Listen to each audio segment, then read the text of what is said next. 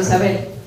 Pues ahora, en el orden que tenemos más o menos organizado, invitamos a nuestro obispo a que nos diga unas palabras, porque estando aquí con nosotros. Bueno, al principio, buenas tardes a todos, a los saludados personalmente y a los saludados aquí. Al principio he oído comentar cómo cada año y siempre se mantiene la escuela en conexión con el plan de pastoral. Y yo ahí es donde voy a decir una palabrita muy breve y muy sencilla. El plan de pastoral este año tiene un título muy sugerente y muy sugerente concretamente para la escuela. Laicos para la misión. Es decir, está hablando realmente de la necesidad de, por una parte, pasar a la acción, una acción que es una acción de anuncio, es decir, de misión en cristiano, el anuncio y el compromiso. Pero es interesantísimo, de ahí yo partí en la reflexión al principio del curso, en la apertura del curso de TISTIC. De ahí lo amplié con cosas que tenía, nuevas y viejas, y construí una pequeña pastoral. Los obispos, cada uno se busca su modo de comunicarse de una manera, ¿no? Yo estoy usando, de vez en cuando pongo una cartita, pero una carta de euforio que no dice nada, quiero decir que no dice nada, dice cosas concretas. Entonces, cuando quiero decir cosas que tengan una cierta relevancia, entonces he inventado esto que yo le llamo la cartilla pastoral. No llegan a ser cartas pastorales, porque las cartas pastorales de los obispos siempre tienen de 50, 60 o 100 páginas, ¿eh? Pero las de este obispo, las cartillas pastorales, tienen un máximo de 18, que si le quitas las dos de la portada son 16, ¿eh?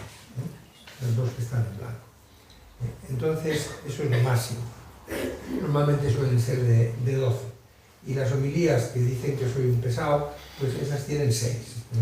Pues ya tiene el ordenador, ya me pone el top. Bueno, pues este año yo he dedicado el tema precisamente al tema del plan de pastoral, laicos para la misión. Y parte de una reflexión que es muy vieja ya, es muy vieja. El Papa Juan Pablo II pasó una temporadita en la que invitó al sínodo de los obispos, el que ahora está reflexionando sobre el tema de la juventud, invitó al sínodo de los obispos a ir repasando las distintas formas de vida en la Iglesia.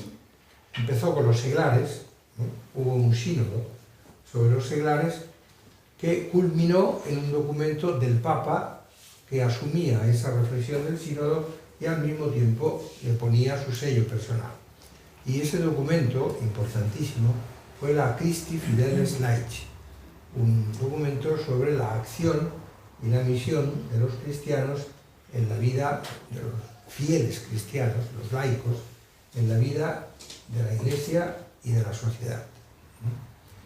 Después repasamos, el sínodo de los obispos repasó la vida y formación de los curas, de los sacerdotes.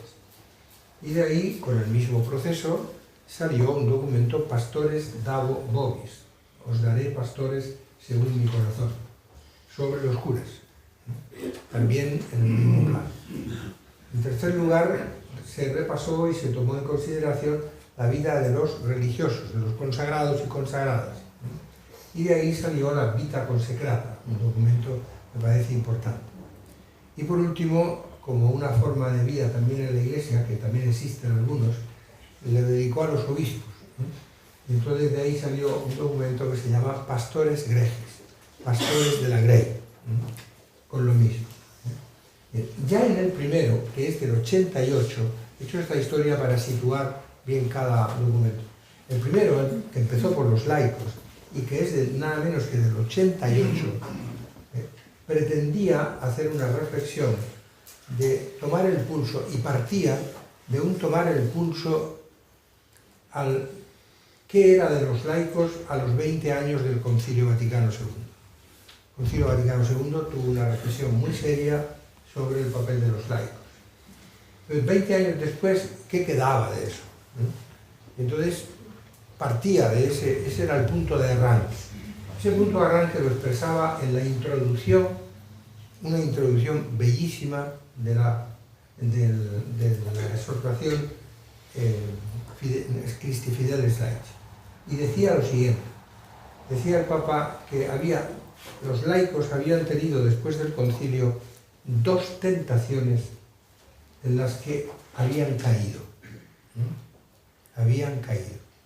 Una, la de prestar más atención a la hora de comprometerse, prestar más atención a las tareas intraeclesiales, llamarle catequesis, llamarle acción litúrgica, llamarle acción caritativa y social, pero desde la Iglesia, Cáritas,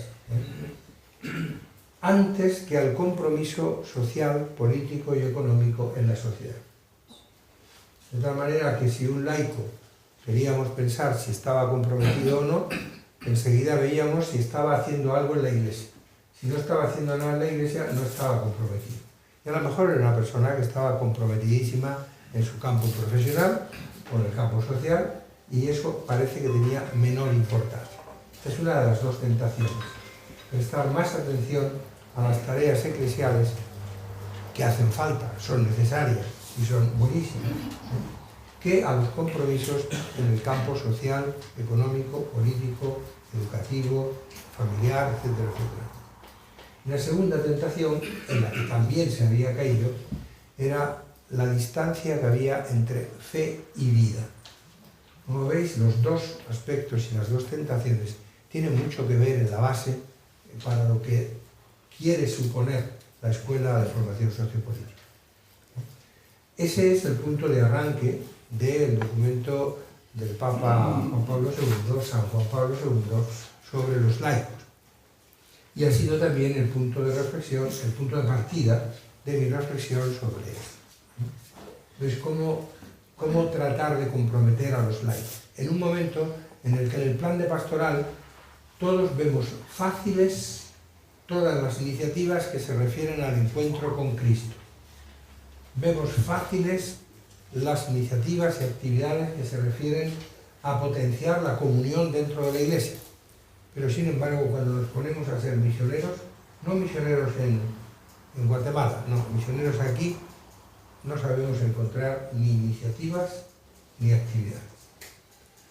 Entonces, todo esto tiene mucho que ver con la reflexión del momento presente de la Iglesia diocesana, la necesidad de potenciar un laicado activo.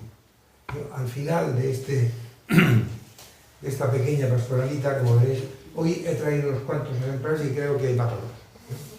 Y al final hay 4 verbos para hacer un test, que os lo recomiendo vivamente, que lo toméis con calma, pero que os autosometáis a ese test. Los verbos son ser, estar, hacer y vivir. O sea, si somos conscientes de lo que somos, si somos conscientes de dónde tenemos que estar, aquella primera pregunta de Dios al hombre en el paraíso, ¿dónde estás, Adán? Que coincide con la pregunta que hacen las mamás cuando se tienen que ir a hacer un recado y dejan al encargo de la casa, incluido el hermano pequeño, al hermano mediano o mayor. Y cuando vuelven ven que está roto el espejo del pasillo, y una silla, le falta una pata.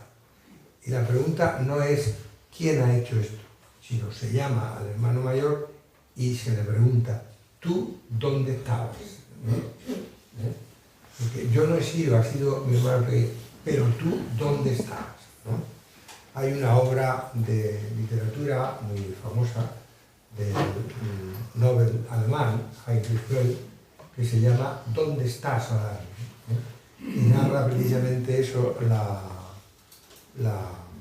el desastre de la Guerra Mundial, y es como si esa voz que suena que dice ¿dónde estabas, Adán? ¿Dónde estás con este desastre? ¿No? Pues algo de esto, y esto está detrás y delante de la reflexión. El ser, el estar, donde estás, el hacer, ¿qué haces? Eres operativo, eres activo, y el vivir, que es lo contrario del vivir, es ser incoherente, no vivir de acuerdo con lo que se es, se está y se hace. Es un test, lo podéis hacer cada uno. no menester tener el psicopedagogo que me ayude, ¿no? Porque están allí las pautas para hacer ese test. Y casi uno concluye si uno es un consagrado, seglar, cura u obispo, las 4 formas de vida que están aquí presentes hoy, pues como Dios manda, como Dios manda, ¿no? Eso digo. Y bueno, pues esa es mi introducción y al mismo tiempo mi pequeño regalo y aportación a vuestra reflexión de este año. Gracias por vuestra presencia y gracias a todos los que lleváis adelante la escuela. Gracias como siempre a nuestro amigo que siempre nos hace estas reflexiones preciosas, que uno se da cuenta de que no las plagia de ningún libro, sino que son cosas que se pone en ratos como el pensador así, y al rato de pensar, ¿verdad?